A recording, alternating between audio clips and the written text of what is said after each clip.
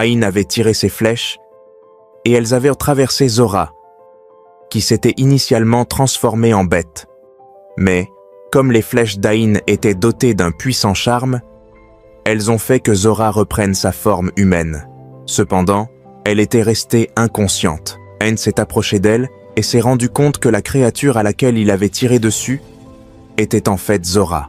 Pendant ce temps, le cri d'Amora avait réveillé quelques villageois voisins. Par chance pour Amora, l'un des guérisseurs experts du village vivait près de chez eux. Le guérisseur s'est précipité dès qu'il a entendu le cri. Il est allé à la hutte d'Eda et l'a vu saigner. Il est vite sorti chercher quelques remèdes pour soigner Eda et stopper son saignement. Ensuite, il a réconforté Amora en lui disant d'arrêter de pleurer. Quelques personnes qui s'étaient réveillées parlaient de ce qui s'était passé. Il ne fallut pas longtemps pour que bientôt le matin arrive. À cette heure-ci, presque tous les villageois avaient entendu parler de ce qui s'était passé. Ils savaient que Zora était celle qui terrorisait leurs animaux et détruisait leur culture la nuit. Zora fut enfermée dans une cellule du palais du roi. Les villageois se sont rassemblés devant le palais du roi pour demander une solution. Le roi a demandé à Aïn s'il pouvait aider Zora à revenir à la normale en utilisant ses puissants charmes et médicaments. Aïn avoua au roi que le mal qui habitait Zora était l'œuvre d'une puissante sorcellerie et que cela dépassait ses pouvoirs et sa compréhension. Dès qu'il a terminé de parler, certains villageois ont commencé à crier que, si Zora ne pouvait pas être guérie, elle devait être éliminée. Cependant, d'autres villageois ont commencé à chanter qu'Aïn devait trouver un moyen de l'aider. Cela venait principalement de ceux qui aimaient les jumelles. Pendant que tout cela se passait, Amora était juste à côté, pleurant, ne sachant pas quoi faire ou dire. Elle observait simplement comment le village essayait de décider du sort de sa sœur jumelle. Le roi a alors calmé les choses et a rappelé aux villageois que Zora et Amora étaient des jumelles bénies par les esprits et devaient être traitées avec sagesse. Aïn a ensuite dit au roi qu'il pouvait faire un puissant charme qui rendrait Zora inconsciente. Il a expliqué que, dans cet état inconscient, elle ne serait pas capable de redevenir maléfique la nuit. Cependant, le charme ne durerait que 3 jours. Et après ces 3 jours, Zora redeviendrait maléfique. Dès que le roi a entendu cela, il a dit aux villageois qu'ils devaient continuer leur vie quotidienne et s'assurer d'être en sécurité pendant les 3 prochaines nuits. Il leur a assuré qu'avant la fin de ces 3 jours, ils auraient trouvé une solution permanente au problème de Zora. Après avoir entendu cela, les villageois sont sortis du palais et ont repris leurs activités quotidiennes.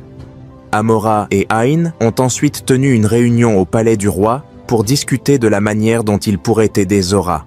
À la fin de la conversation, ils ont conclu que la meilleure personne capable d'aider Zora était quelqu'un appelé le prêtre blanc. Le prêtre blanc était connu comme les yeux des esprits. Le roi a dit à Amora que le prêtre blanc savait tout ce qui s'était passé dans le passé et voyait même le présent. La seule limitation de son pouvoir était son incapacité à voir l'avenir.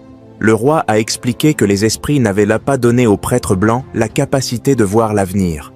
Amora, perplexe, a écouté. Elle ne savait pas qu'une telle personne existait. Elle a ensuite demandé comment elle pouvait localiser le prêtre blanc. Le roi a dit à Amora que localiser le prêtre blanc n'était pas un problème, car beaucoup de gens de nombreux villages savaient où il habitait. Le vrai problème était Kidou. Kidou est la raison pour laquelle les gens avaient peur de chercher le prêtre blanc. Le roi a expliqué qu'il y a des centaines d'années, lorsque les esprits ont donné au prêtre blanc ses pouvoirs, les gens ont commencé à le chercher pour des raisons égoïstes. Ils lui demandaient l'emplacement des trésors cachés et d'autres choses qui n'étaient pas vertueuses. En conséquence, les esprits ont envoyé Kidou, un puissant gardien, pour bloquer le chemin menant au prêtre blanc. Anna ensuite dit à Amora que Kidou avait le pouvoir de regarder à l'intérieur d'une personne pour voir si sa quête était noble. S'il décidait que la personne n'était pas noble, il pouvait la tuer instantanément. Amora a été terrifiée par cette information, mais elle aimait tellement sa sœur qu'elle savait qu'elle devait faire tout ce qui était en son pouvoir pour l'aider. Le roi a raconté à Amora que, il y a longtemps, son grand-père s'était rendu auprès du prêtre blanc pour acquérir des connaissances sur les médecines et les amulettes, afin de pouvoir aider à guérir les gens et à protéger le village. Il a dit qu'Ein devait accompagner et guider Amora dans son voyage. Il leur a rappelé que, comme le charme sur Zora disparaîtrait après 3 jours, ils devaient faire tout leur possible pour revenir à temps.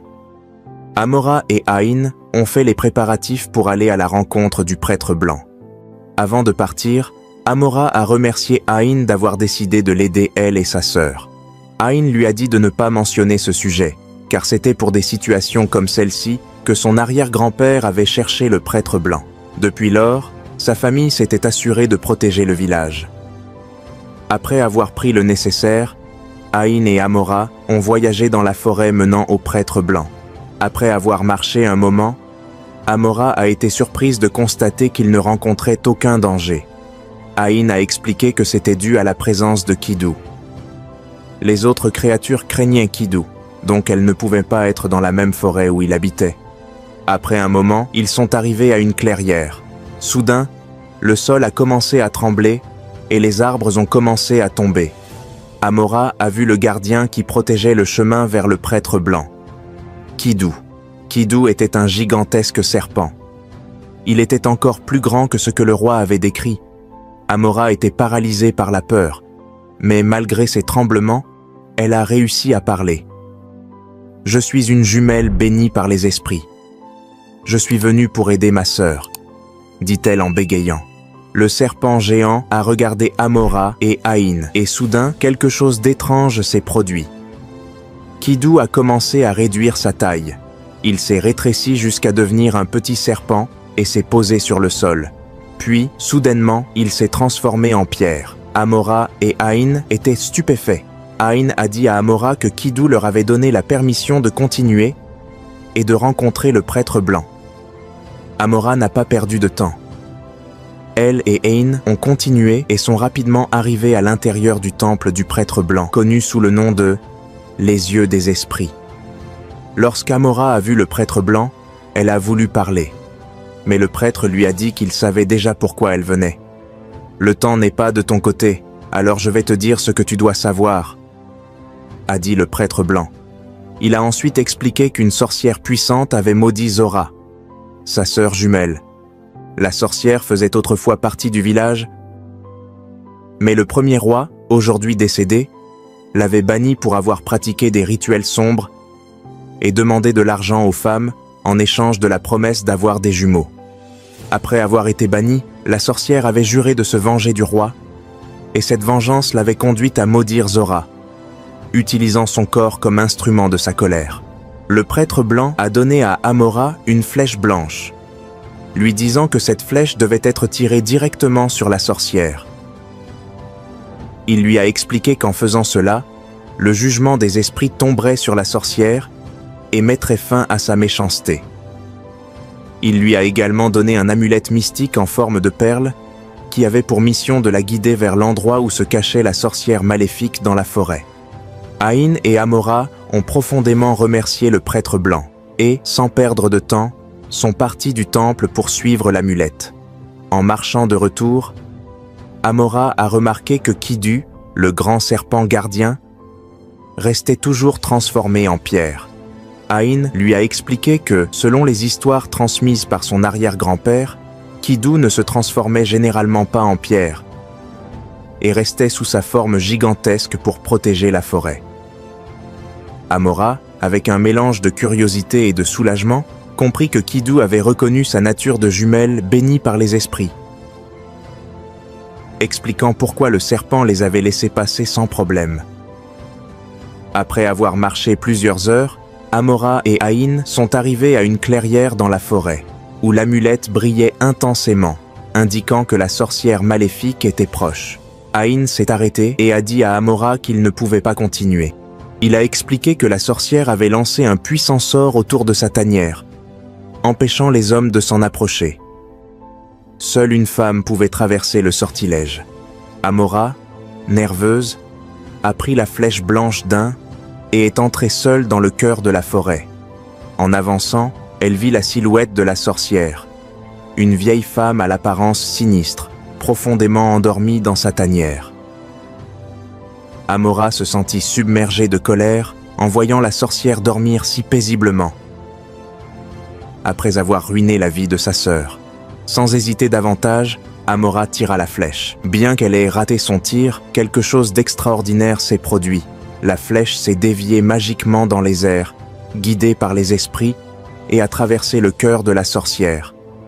Immédiatement, le corps de la sorcière commença à brûler. Et Amora assista au jugement divin qui s'abattait sur elle. La forêt s'assombrit, et un silence total enveloppa les lieux. Amora courut rejoindre Ain, et ensemble, ils décidèrent de se reposer et de passer la nuit dans la forêt. Ain utilisa l'un de ses charmes protecteurs pour s'assurer qu'aucun mal ne leur arriverait pendant qu'ils dormaient. Le lendemain matin, ils se réveillèrent et se dirigèrent de nouveau vers le temple du prêtre blanc. Amora était prête pour la deuxième tâche. Le prêtre blanc lui expliqua que, bien que Zora ne soit plus possédée, il restait encore de l'obscurité en elle. Cela était dû à une erreur commise par leur mère. Amora, intriguée, écoutait attentivement tandis que le prêtre expliquait que leur mère, ne pouvant pas concevoir des jumeaux naturellement, avait consulté une prêtresse pour obtenir de l'aide. Ce que leur mère ignorait, c'est que les esprits avaient déjà décidé qu'elle aurait des jumeaux. Mais en cherchant une intervention externe, Zora était née incomplète, avec une obscurité qui la tourmentait. Le prêtre dit à Amora que sa mission était d'apaiser les esprits. Pour corriger cet équilibre, elle devait se rendre dans la forêt sacrée et prier devant l'arbre divin, demandant aux esprits de rétablir l'équilibre entre elle et sa sœur. Si les esprits montrèrent de la miséricorde, Zora serait complètement guérie. Amora remercia le prêtre blanc et, sachant que ce voyage devait être entrepris seul, elle partit pour la forêt sacrée. Ain décida de rester, croyant qu'Amora devait relever ce défi par elle-même. Amora arriva à l'arbre divin et, avec une profonde révérence, elle pria les esprits.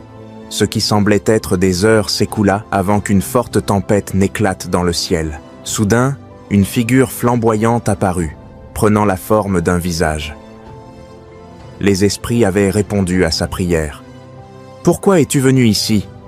Component Placement demanda la figure d'une voix tonitruante. « Ce n'est pas toi qui dois apaiser les esprits. » Amora, tremblante, expliqua qu'elle était venue au nom de sa mère, qui souhaitait demander pardon pour sa sœur.